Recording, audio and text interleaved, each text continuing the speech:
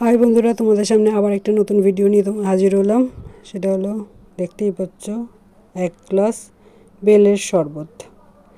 এটা গরমে শরীরের পক্ষে খুবই উপকারী।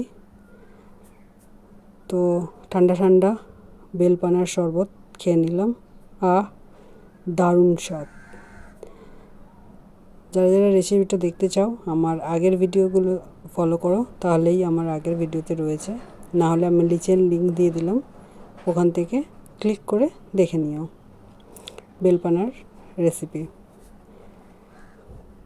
এটা গরমের জন্য দুর্দান্ত, শরীরকে খুবই ঠান্ডা রাখে। খাইয়ে নেওয়ার পর চলো রান্নাবান্নার পালা।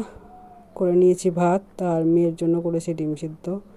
আজকে হয়েছে চিকেন, যেহেতু মেয়ে খাবে না চিকেন, মানে মেয়েকে এখনও দিইনি পর্যন্ত, সেরকম ও খেতে চায় না। তারপর করেছি শাক ভাজা, আর মেয়ের জন্য ডাল করতেই হয়েছে। তো আর করেছি লাল লাল ঝাল ঝাল চিকেন। উফ, দুর্দান্ত।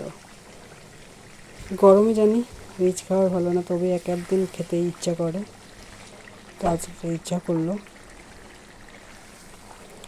তোমরা কি দুপুরবেলা লাঞ্চ করলে আমার সাথে একটু শেয়ার করো।